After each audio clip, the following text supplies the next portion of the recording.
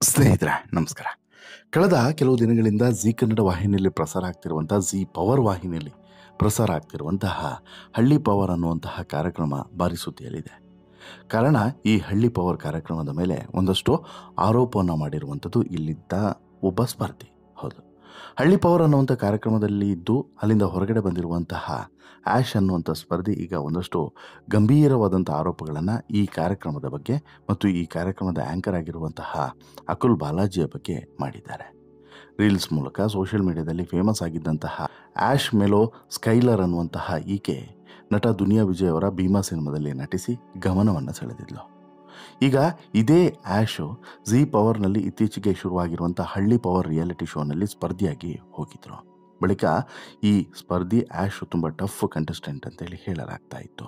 ಆದರೆ ಇದ್ದಕ್ಕಿದ್ದಂತೆ ಆ್ಯಶ್ ಹಳ್ಳಿ ಪವರ್ ರಿಯಾಲಿಟಿ ಶೋನಿಂದ ಆಚೆ ಬಂದಿದ್ದಾರೆ.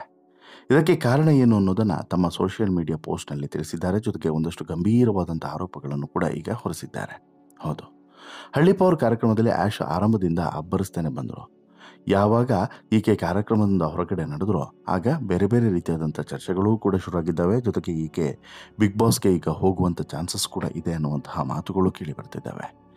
ಯಾಕೆ ಮತ್ತು ಇಂಥದ್ದೊಂದು ಚರ್ಚೆ ಬಂದಿದೆ ಯಾಕೆ, ಜೊತೆಗೆ ಈಕೆ ಮಾಡಿರುವಂಥ ಆರೋಪಗಳೇನು, ಜೊತೆಗೆ ಈಕೆ ಇಲ್ಲಿ ಒಂದಷ್ಟು ಗಂಭೀರ ವಿಚಾರಗಳನ್ನು ಅಂದರೆ ಒಂದು ರಿಯಾಲಿಟಿ ಶೋನಲ್ಲಿ ಹೇಗೆಲ್ಲ ನಡೀತದೆ ಅನ್ನೋಂಥ ವಿಚಾರಗಳನ್ನು ಕೂಡ ಹೇಳ್ಕೊಂಡಿದ್ದಾಳೆ.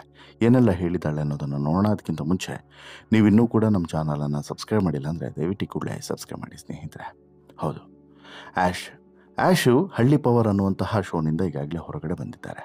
ಹೊರಗಡೆ ಬಂದಂಥ ಈಕೆ ಒಂದಷ್ಟು ಗಂಭೀರವಾದಂಥ ವಿಚಾರಗಳನ್ನು ಈ ಶೋಗೆ ಸಂಬಂಧಪಟ್ಟಂತೆ ಮತ್ತು ಈ ಶೋನ ಆ್ಯಂಕರ್ನ ಸಂಬಂಧಪಟ್ಟಂತೆ ಹೇಳ್ಕೊಂಡಿದ್ದಾರೆ. ಈ ವಿಡಿಯೋದಲ್ಲಿ ನಿರೂಪಕ ಅಕುಲ್ ಬಾಲಾಜಿ ಅವರು ಈ ಶೋನಿಂದ ಇನ್ನೂ ಯಾರಾದರೂ ಹೊರಗಡೆ ಹೋಗ್ತೀರಾ ಅಂದಿದ್ದಕ್ಕೆ ಆ್ಯಶ್ ಕೈ ಎತ್ತಿದ್ದಾರೆ. ಯಾಕೆ ಅಂತೇಳಿ ಕೇಳಿದರೆ ಯಾವುದೇ ಆರೋಗ್ಯ ಸಮಸ್ಯೆ ಅಂತೇನಲ್ಲ, ಈ ಪ್ಲಾಟ್ಫಾರ್ಮ್ ನನಗಲ್ಲ, ನನಗೆ ಆಗ್ತಿಲ್ಲ ಅಂತೇಳ್ಬಿಟ್ಟು ನೇರವಾಗಿ ಹೇಳಿದ್ದಾರೆ ಆ್ಯಶ್. ಯಾವಾಗ ಆ್ಯಶ್ ಇಷ್ಟು ನೇರವಾಗಿ ಮಾತನಾಡಿ ಹಳ್ಳಿ ಪವರ್ ಅನ್ನುವಂಥ ಕಾರ್ಯಕ್ರಮದಿಂದ ಹೊರಗಡೆ ಬಂದರೂ ಅಲ್ಲಿಗೆ ಒಂದಷ್ಟು ಜನರಿಗೆ ಒಂದು ಕ್ವಶನ್ ಮಾರ್ಕ್ ಉಟ್ಕೊಳ್ತು. ಸುಮ್ಮನೆ ಈ ಹುಡುಗಿ ಹೊರಗಡೆ ಬಂದಿರೋಕ್ಕೆ ಚಾನ್ಸೇ ಇಲ್ಲ, ಏನೋ ಇದೆ ಇಲ್ಲಿ ಅಂತಲೂ ಕೂಡ ಸಾಕಷ್ಟು ಜನ ಅಂದ್ಕೊಂಡ್ರು. ಆ ಸಂದರ್ಭದಲ್ಲಿ ಈಕೆ ಹೊರಗಡೆ ಬಂದು ಒಂದಷ್ಟು ವಿಚಾರಗಳನ್ನು ಕೂಡ ಹೇಳಿದ್ದಾರೆ. ಇದಕ್ಕೆ ಈ ಘಟನೆಗಳು ನಡೆಯೋದಕ್ಕಿಂತ ಸ್ವಲ್ಪ ಮುನ್ನ ಈ ವೇದಿಕೆ ನಿಮಗೆ ಚಿಕ್ಕದು ಅಂತಲೂ ಕೂಡ ಅಕುಲ್ ಬಾಲಾಜಿ ಕೇಳಿದ್ದಾರೆ.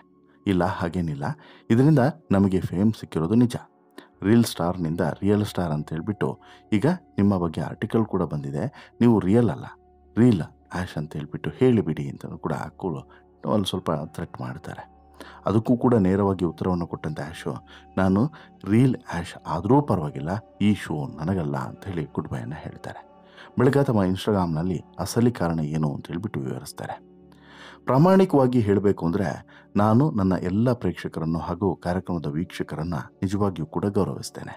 ನಾನು ಪ್ರೇಕ್ಷಕರಿಗೆ ಕೆಟ್ಟ ರೀತಿಯಲ್ಲಿ ಚಿತ್ರೀಕರಿಸಲ್ಪಟ್ಟ ರೀತಿಯ ಮಾತ್ರ ನಾನು ಕಾರ್ಯಕ್ರಮವನ್ನು ತೊರೆದಿದ್ದೇನೆ ಅನ್ನೋದನ್ನು ಸ್ಪಷ್ಟಪಡಿಸ್ತೇನೆ. ನೀವು ಹುಡುಗರೆ, ನಾನು ಮಾತನಾಡಿದ ಎಲ್ಲ ಮಾತುಗಳನ್ನು ಕೂಡ ನೋಡಿರಬೇಕು. ನಾನು ನನ್ನ ಎಲ್ಲ ಪ್ರೇಕ್ಷಕರನ್ನು ಕೂಡ ಈ ಹಳ್ಳಿ ಪವರ್ ಕಾರ್ಯಕ್ರಮದ ಮೂಲಕ ಗೌರವಿಸಿದ್ದೆ. ಆದರೆ ನನ್ನ ಮಾತುಗಳನ್ನು ನನ್ನನ್ನು ಕೆಳಗಿಳಿಸುವಂತಹ ತಪ್ಪು ರೀತಿಯಲ್ಲಿ ತೋರಿಸಲಾಗಿತ್ತು ಅಂತಲೂ ಕೂಡ ತಮ್ಮ ಬೇಸರವನ್ನು ಹೊರಗಡೆ ಹಾಕಿದ್ದಾರೆ. ನಾನು ಕಾರ್ಯಕ್ರಮದಿಂದ ಹೊರಬರಲು ಒಂದೇ ಕಾರಣ, ನನ್ನನ್ನು ಅವರು ತುಂಬ ಕೆಟ್ಟ ರೀತಿಯಲ್ಲಿ ಚಿತ್ರೀಕರಿಸ್ತಾ ಇದ್ರು. TRPಗಾಗಿ ನನ್ನನ್ನು ಕೆಟ್ಟ ರೀತಿಯಲ್ಲಿ ತೋರಿಸಬೇಡಿ ಅಂತ ಹೇಳ್ಬಿಟ್ಟು ನಾನು ಹಲವು ಬಾರಿ ಹೇಳಿದ್ದೆ. ಆದರೆ ಅವರು ಅದರ ಬಗ್ಗೆ ಕಾಳಜಿಯನ್ನು ವಹಿಸಲಿಲ್ಲ ಅಂತಲೂ ಕೂಡ ಆ್ಯಶ್ ಸ್ಪಷ್ಟನೆಯನ್ನು ಕೊಡ್ತಾರೆ. ಇದ್ರ ಜೊತೆಗೆ ಅಲ್ಲಿ ಪ್ರತಿಯೊಂದು ಕೂಡ ಸ್ಕ್ರಿಪ್ಟೆಡ್ ಆಗಿಯೇ ನಡೀತದೆ. ಯಾವುದೇ ಒಂದು ವಿಚಾರದ ಬಗ್ಗೆ ಏನಾದರೂ ಒಂದು ನಿರ್ಧಾರವನ್ನು ತೆಗೆದುಕೊಳ್ಬೇಕು ಅಂತ ಹೇಳಿದ್ರು ಕೂಡ, ಎಲ್ಲಿವರೆಗೆ ಅಂತ ಹೇಳಿದ್ರೆ ಈಗ ಅಲ್ಲಿದ್ದಾರಲ್ಲ ಅವರು ಹಳ್ಳಿಯಲ್ಲಿ ಮನೆಗಳಲ್ಲಿ, ಅದು ಕೂಡ ಸ್ಕ್ರಿಪ್ಟೆಡ್ಡು. ಅಂದರೆ ಎಲ್ಲವೂ ಕೂಡ ಪೂರ್ವ ನಿರ್ಧರಿತ, ಯಾವುದೂ ಕೂಡ ಅನ್ಫಾರ್ಚುನೇಟ್ಲಿ ಅಲ್ಲ, ಎಲ್ಲದೂ ಕೂಡ ಫಾರ್ಚುನೇಟ್ಲಿ ಹೀಗೀಗೆ ಆಗಬೇಕು, ಹೀಗೀಗೆ ಹೊರಗಡೆ ಏನೇನು ಕಾಣುತ್ತೋ ನಮಗೆ, ಅಂದರೆ ನಾವು ಟಿ ವಿಯಲ್ಲಿ ಏನು ನೋಡ್ತೀವೋ ನೋಡಿ, ಅವೆಲ್ಲವೂ ಕೂಡ ಪಕ್ಕ ಪ್ಲ್ಯಾಂಡು. ಹಾಗಾಗಿ ಇದನ್ನು ನಾನು ಧಿಕ್ಕರಿಸಿ ಬಂದೆ ಅಂತ ಹೇಳ್ಬಿಟ್ಟು ನೇರವಾಗಿ ಹೇಳ್ತಾರೆ. ಜೊತೆಗೆ ಅಕುಲ್ ಬಾಲಾಜಿ ಬಗ್ಗೆನೂ ಕೂಡ ಒಂದಷ್ಟು ಆರೋಪವನ್ನು ಮಾಡ್ತಾರೆ. ತುಂಬ ಅಗ್ರೆಸಿವ್ ಆಗಿ ಮಾತನಾಡ್ತಾರೆ, ಅವಮಾನ ಮಾಡ್ತಾರೆ. ಜೊತೆಗೆ ಅಲ್ಲಿ ಈ ಕಾರ್ಯಕ್ರಮದಿಂದ ಹೊರಬರೋದು ತುಂಬ ಕಷ್ಟ ಅಂತಲೂ ಕೂಡ ಅನಿಸುತ್ತೆ. ಬಟ್ ಆದರೆ ಹೊರಗಡೆ ಬಂದಮೇಲೆ ನಾನು ತಪ್ಪು ಮಾಡಲಿಲ್ಲ, ನಾನು ಒಳ್ಳೆ ನಿರ್ಧಾರವನ್ನೇ ಕೂಡ ತೆಗೆದುಕೊಂಡೆ ಅಂತೇಳಿ ಅನಿಸುತ್ತೆ ಅಂತಲೂ ಕೂಡ ಹೇಳ್ತಾರೆ. ಅಂದರೆ ಅವ್ರಿಗೆ ಬೇಕಾಗಿರೋದು TRP. ಹೀಗಾಗಿ ನಮ್ಮನ್ನು ತುಂಬ ಡಿಗ್ರೇಡ್ ಮಾಡಿ ತೋರಿಸ್ತಾರೆ. ಅದು ಸರಿಯಲ್ಲ ಅಂತಲೂ ಕೂಡ ಅನಿಸುತ್ತೆ ಅಂತಲೂ ಕೂಡ ಹೇಳ್ತಾರೆ. ಜೊತೆಗೆ ಪ್ರಾಮಾಣಿಕವಾಗಿ ಹೇಳಬೇಕು ಅಂತ ಹೇಳಿದ್ರೆ ನಾನು ಎಲ್ಲರೂ ಕೂಡ ಗೌರವಯುತವಾಗಿ ನೋಡಿಕೊಂಡೆ. ಬಟ್ಟು ನಾನು ಹೊರಗಡೆ ಬಂದಮೇಲೆ ನೋಡಿದ್ರೆ ನಾನು ಗೌರವ ಕೊಟ್ಟಿಲ್ಲ ಅನ್ನೋ ರೀತಿಯಲ್ಲೇ ನನ್ನನ್ನು ಚಿತ್ರೀಕರಿಸಿದರು. ಇದೆಲ್ಲೋ ಒಂದು ಕಡೆ ನನಗೆ ಬೇಸರವನ್ನು ಮಾಡ್ತು ಅನ್ನೋದ್ರ ಜೊತೆಗೆ ಇಲ್ಲಿ ಎಲ್ಲವೂ ಕೂಡ ಹೊರಗಡೆ ಏನು ನಾವು ನೋಡ್ತೀವಲ್ಲ ಅದು ಯಾವುದೂ ಕೂಡ ಸತ್ಯ ಅಲ್ಲ ಅನ್ನೋದನ್ನು ಕೂಡ ಹೇಳ್ತಾರೆ. ಆಮೇಲೆ ಇನ್ನೊಂದು ವಿಚಾರವನ್ನು ಕೂಡ ಹೇಳ್ತಾರೆ.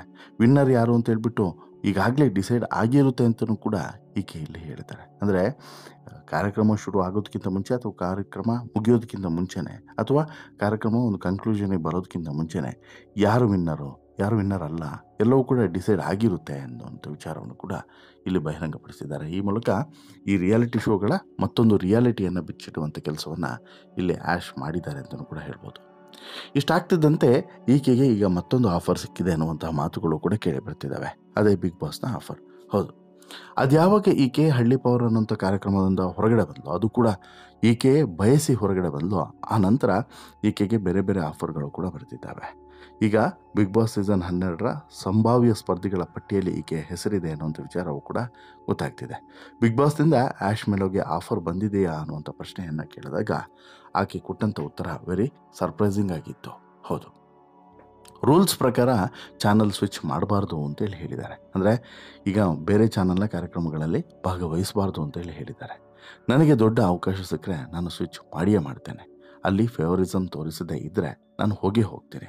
ಸುದೀಪ್ ಸರ್ ಏನೂ ಕೂಡ ಫೇವರಿಸಮನ್ನು ತೋರಿಸೋದಿಲ್ಲ ಅನ್ನೋದು ನಂಗೆ ಗೊತ್ತು. ನನಗೆ ತಿಳಿದಿರುವ ಪ್ರಕಾರ ಅವರು ಎಲ್ಲರನ್ನೂ ಕೂಡ ಸಮಾನ ರೀತಿಯಲ್ಲೇ ಕಾಣ್ತಾರೆ. ಅವಕಾಶ ಸಿಕ್ಕರೆ ನಾನು ಖಂಡಿತವಾಗಿಯೂ ಕೂಡ ಹೋಗ್ತೇನೆ ಅಂತ ಹೇಳ್ಬಿಟ್ಟು ಈಗ ಆ್ಯಶ್ ಬಹಿರಂಗವಾಗಿ ಹೇಳ್ಕೊಂಡಿದ್ದಾರೆ. ಅಷ್ಟು ಮಾತ್ರ ಅಲ್ಲ, ಇದುವರೆಗೆ ಆಫರ್ ಬಂದಿದೆಯಾ ಅನ್ನೋಂಥ ಪ್ರಶ್ನೆಗೆ ಈವರೆಗೆ 3 ಸಲ ನನಗೆ ಆಫರ್ ಬಂದಿದೆ. ನಾನೂ ಕೂಡ ಟ್ರೈ ಮಾಡ್ತಾನೆ ಇದ್ದೀನಿ. ಲಾಸ್ಟ್ ಸೀಸನ್ನಲ್ಲಿ ಎಲ್ಲ ಅಗ್ರಿಮೆಂಟ್ಸ್ ಮುಗೀತು, ಇನ್ನೇನು ಸ್ವಲ್ಪ ಫಿಲ್ಟರಿಂಗ್ ಇತ್ತು. ಅದಾದಮೇಲೆ ನನಗೆ ಹೋಗೋದಕ್ಕೆ ಆಗಲಿಲ್ಲ. ಅದಕ್ಕಿಂತ ಮುಂಚೆ ನಾನು ಭೀಮಾ ಸಿನಿಮಾದಲ್ಲಿ ನಟಿಸ್ತಿದ್ದಾಗ ನನಗೆ 2 ಬಾರಿ ಅವಕಾಶ ಸಿಕ್ತು. ಆದರೆ ಭೀಮಾ ಸಿನಿಮಾ ಶೂಟಿಂಗ್ ಇತ್ತು, ಹಾಗಾಗಿ ಹೋಗೋಕ್ಕೆ ಆಗಲಿಲ್ಲ. ಹನುಮಂತ್ ಅವರ ಸೀಸನ್ನಲ್ಲಿ ನಾನು ಇರಬೇಕಾಗಿತ್ತು, ಆದರೆ ಆ ಸಲನೂ ಕೂಡ ಹೋಗೋಕ್ಕೆ ಆಗಲಿಲ್ಲ ಅಂತಲೂ ಕೂಡ ಹೇಳ್ತಾರೆ. ನಾನು ಖಂಡಿತವಾಗಿಯೂ ಕೂಡ ಸುದೀಪ್ ಅಣ್ಣನಿಗೆ ನನ್ನನ್ನು ಬಿಗ್ ಬಾಸ್ ಮನೆಗೆ ಕರ್ಕೊಳ್ಳಿ ಅಂತೇಳಿ ಕೇಳ್ತೀನಿ ಅಂತಲೂ ಕೂಡ ಆ್ಯಶ್ ಮೇಲೂ ಹೇಳ್ತಾರೆ. ಕನ್ನಡ ಕಿರುತೆರೆ ಜನಪ್ರಿಯ ರಿಯಾಲಿಟಿ ಶೋ ಆಗಿರುವಂತಹ ಬಿಗ್ ಬಾಸ್ ಸೀಸನ್ 12ಗೆ ಹಳ್ಳಿ ಪವರ್ ಅನ್ನೋಂಥ ಕಾರ್ಯಕ್ರಮದಲ್ಲಿ ಈ ರೀತಿ ಸಂಚಲನಕ್ಕೆ ಮತ್ತು ವೈರಲ್ ಆದಂತಹ ಈ ಆ್ಯಶ್ ಬಹುಶಃ ಬಿಗ್ ಬಾಸ್ ಸೀಸನ್ 12ಕ್ಕೆ ಬರಬಹುದು ಅನ್ನುವಂಥ ಮಾತುಗಳು ಈ ಮೂಲಕ ಕೇಳಿ ಬರ್ತಿದ್ದಾವೆ. ನೋಡೋಣ, ನಿಮಗೆ ಅನಿಸುತ್ತೆ ಸ್ನೇಹಿತರೆ, ಈಕೆ ಬಿಗ್ ಬಾಸ್ ಸೀಸನ್ 12ಕ್ಕೆ ಬಂದರೆ ಮತ್ತೊಬ್ಬ ರಗಡು ಸ್ಪರ್ಧೆಯ ಎಂಟ್ರಿ ಆದಂಗೆ ಆಗುತ್ತಾ? ಕಾರ್ಯಕ್ರಮದ ದಿಕ್ಕೆ ಅಥವಾ ಈ ಬಿಗ್ ಬಾಸ್ ಪ್ರೋಗ್ರಾಮ್ನ ದಿಕ್ಕೆ ಬದಲಾಗಬಹುದು ಅಂತೇಳಿ ಅನಿಸುತ್ತಾ? ಅಥವಾ ಅಲ್ಲಿ 3 ಮತ್ತೊಂದು ಅನ್ನೋ ರೀತಿ ಆಗೋಗ್ತಾರಾ? ಕಾದು ನೋಡೋಣ. ನಿಮಗೆ ಅನಿಸುತ್ತೆ ಸ್ನೇಹಿತರೆ, ಆ್ಯಶು ಹಳ್ಳಿ ಪವರ್ ಕಾರ್ಯಕ್ರಮದಿಂದ ಹೊರಗಡೆ ಬಂದು ಹೇಳಿರುವಂಥ ವಿಚಾರಗಳ ಬಗ್ಗೆ ನಿಮಗೆ ಅನಿಸುತ್ತೆ? ಹಾಗೆಯೇ ಬಿಗ್ ಬಾಸ್ ಸೀಸನ್ 12ಕ್ಕೆ ಏಕೆ ಬರೋದ್ರ ಬಗ್ಗೆ ನಿಮ್ಮ ಅಭಿಪ್ರಾಯನ ದಯವಿಟ್ಟು ನಿಮ್ಮ ಅಭಿಪ್ರಾಯನ ಕಮೆಂಟ್ ಮಾಡಿ ತಿಳಿಸಿ. ಜೊತೆಗೆ ಈ ಸ್ಟೋರಿ ಇಷ್ಟ ಆಯಿತು ಅಂತ ಹೇಳಿದರೆ ಲೈಕ್ ಮಾಡಿ, ಶೇರ್ ಮಾಡಿ, ಚಾನಲ್ಗೆ ಸಬ್ಸ್ಕ್ರೈಬ್ ಆಗೋದನ್ನು ಮರಿಬೇಡಿ. ಧನ್ಯವಾದ.